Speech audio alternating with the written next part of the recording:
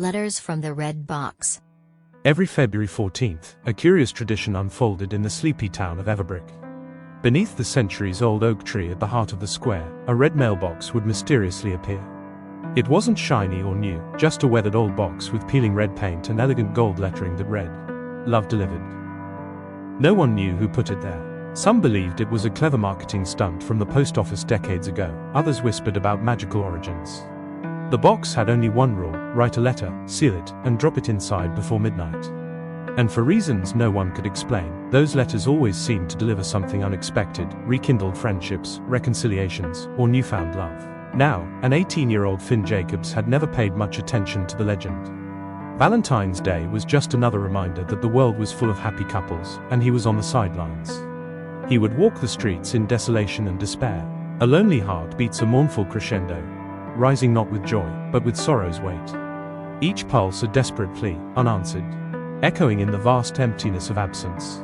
Its rhythm falters like fading twilight, a cadence of despair etched in silence. Swelling, collapsing, a fragile symphony, longing for a harmony that is ever fleeting. But this year was different. His best friend, Mira, had moved away 6 months ago without much of a goodbye. No texts, letters, nothing. The ache of her absence gnawed at him every day. Mira had been his childhood friend, his camaraderie, the one who made Everbrick feel less small.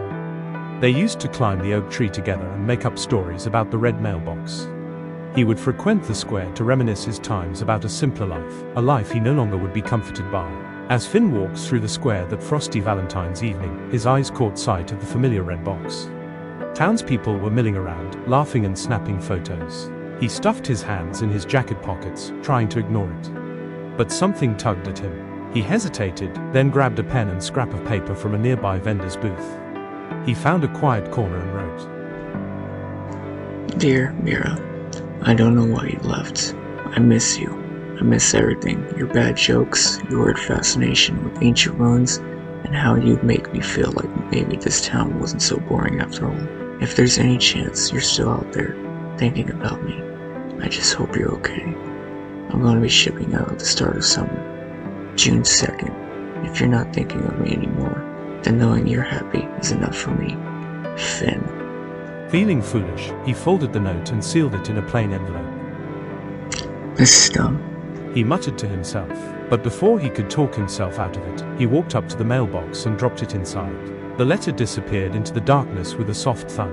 He marched onward home to slave the night away in his own sorrows, until the sweetness of sleep overtook him. The next morning, Finn woke to a strange tapping at his window. He rubbed his eyes and squinted against the pale winter light. A small, bright red envelope was wedged in the gap between the window frame and the sill. Heart pounding, he pried it open. The paper inside smelled faintly of lavender, just like Mira's natural scent. "Finn, I didn't know how to say goodbye. I didn't think you'd miss me. But I was wrong. I miss you too, so much it hurts. I'm coming back to visit for the spring festival. Maybe we can climb the oak tree again. We can spend some time together before you ship out. Mira." Finn's breath caught in his throat. He read the letter 3 more times, disbelief mingling with joy. She was coming back. Rushing downstairs, he burst out of the house and sprinted to the town square. The oak tree stood tall, its branches swaying in the breeze. But the red mailbox was gone, as it always was the day after Valentine's. Finn smiled. The red box had worked its magic once again. A few days have passed and Finn hears a knock on the door. Startled, he answers swiftly and realizes that Mira had returned. She was the light to reignite his dying embers. "Hello Finn. It's nice to see you once more." Finn's tongue twisted in response to her radiating presence. "Yeah, it's nice to meet me too.